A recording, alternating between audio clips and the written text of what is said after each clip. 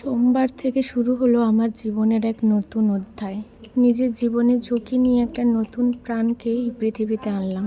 রবিবার দিন রাত 8:30 নাগাদ হঠাৎ করেই দেখি আমার ওয়াটার ব্রেক হয়ে গেছে। প্রথমে তো দেখে আমি প্রচুর পরিমাণে ভয় পেয়ে গেছিলাম, হাত পা কাঁপছিল।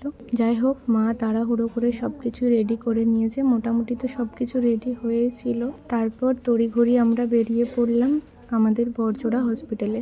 এখানে এসে কিছু ফর্মালিটিস যেগুলো পূরণ করতেই হবে। আর আমাদের সাথে কিন্তু আশা দিদিমণিও এসেছিল। উনি এসেছিল বলে সত্যিই ভীষণ হেল্প হয়েছিল সব কাজে।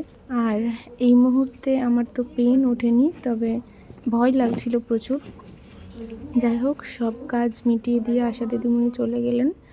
এদিকে আমার হাতে চ্যানেল করে দিল, যেহেতু আমার ওয়াটার ব্রেক হয়ে গেছিল তাই হাতে চ্যানেলটা পরিয়ে দিয়েছিল। আপনাদের বলেছিলাম যে আমার নর্মাল ডেলিভারির পজিশন আছে, তবে যেহেতু ওয়াটার ব্রেক হয়ে গেছে, যদি নর্মালি ডেলিভারি না হয় তাহলে সি সেকশন হলেও করিয়ে নিতে হবে।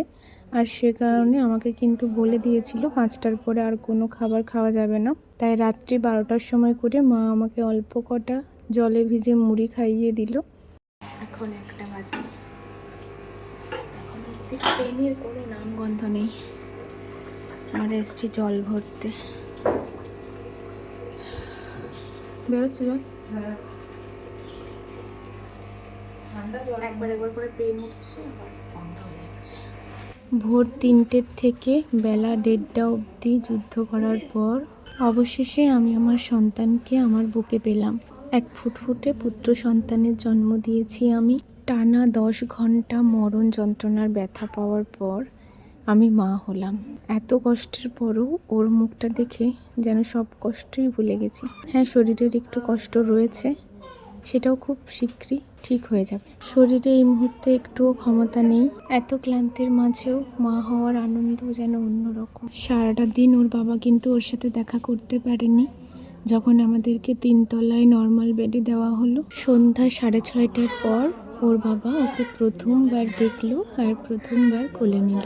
ও কিন্তু আগের দিন রাত্রেবেলা যখন আমি ভর্তি হয়েছিলাম তখনই চলে এসেছিল। এখন ওর 2 দাদু এসেছে ওর সাথে দেখা করতে। সবাই বলছে ওর মুখটা একদম ওর বাবার মতো হয়েছে। আপনাদেরকেও কিছুদিনের মধ্যেই ওর মুখটা দেখাবো। আপাতত ওর জন্য একটা ভালো নাম কমেন্টে বলে দিয়ে যাবেন।